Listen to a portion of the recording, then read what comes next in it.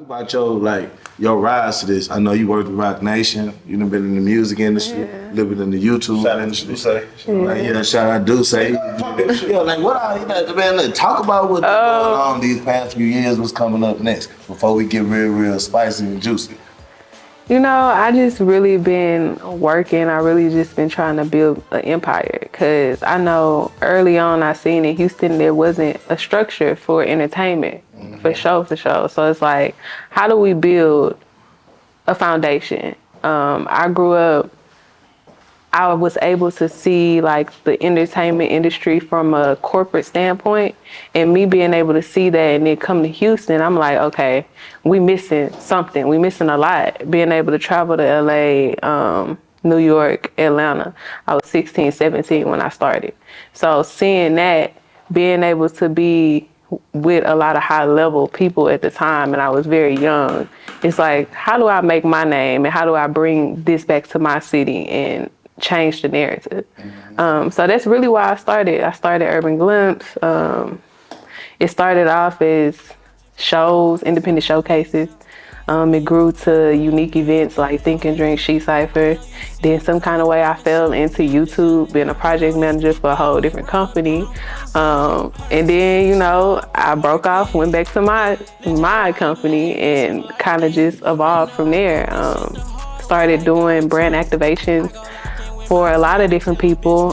Duce gave me my first chance. They were one of my first brand partners, sponsors. And really when I got my first sponsorship and I realized, I can make money from this and then do this for other people, I was like, I'm never looking back. I quit my job in February of 2020. That was after the first Think and Drink, and I really ain't never had a job since. So how was that? How much was that first independent check that you got? This shit did. You can say the number. It's the first one. My biggest check that I played with was over 30 bands, and when I made that, I knew, I can do this for real. Like I can really turn my ideas into profit. And that's crazy because we came to your you did the situation with Dog when you did the Dog Museum. Yeah, that was fun. And that was live as hell. She brought a Dog Museum in Houston. Show love, you get what I'm saying? And that should be hard because you remember we used to be just smoking in the driveway and shit. I'm thinking about it. Like when 18, 19, 20 years old, shit, is in there just trying to figure this shit out, you know what I'm saying?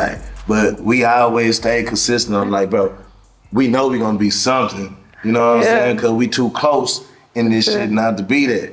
Man, she knocked that door down there like shit. And we ain't never look back. I remember when y'all first got back from Oklahoma, right? Oklahoma, yeah. And we reconnected and I would just pull up and we in the car smoking, chopping it up, trying to just figure out how we fit to do this. This was before I started the YouTube stuff. Yep. I think I was doing Urban Glimpse around that point, but I hadn't figured out how to really monetize it yet. And from there, I remember them hot boxes in the car, in South Anchorage, South Anchorage Ranch, doing some real time. Man, I remember the day you called us to come do the Carmen and Corey video. Yeah. I don't know what the fuck that was. And nigga, who they were? Nigga, she just I told them y'all social butterfly. That's all I remember. I did. We pulled up to a gated community, nigga. You know what I'm saying?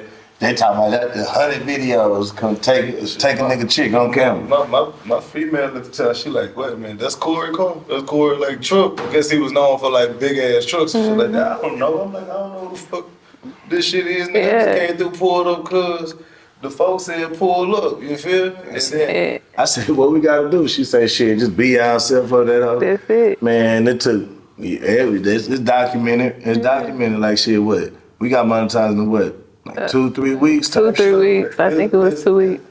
More to the story is her fault. The Houston TWINZ, that's her fault. She made that call, bro. She made that call. We were just average hood, not average, but we were just your normal hood niggas going through the normal hood nigga shit. She made the call, put us on camera, and we ain't been off that motherfucker. And I appreciate it because it's really somebody that we like, you know how we go. You get what I'm saying? I ain't pulling up unless it's love, you feel me? Right. Unless it's attached to something. I don't really fuck with too many.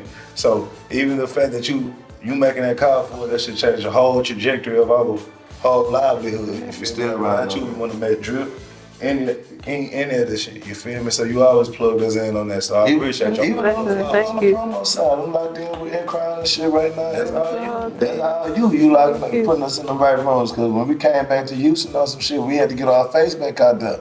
You was already stepped. So I could really say that shit, you know what I'm saying? Thank you. Now, with that being a female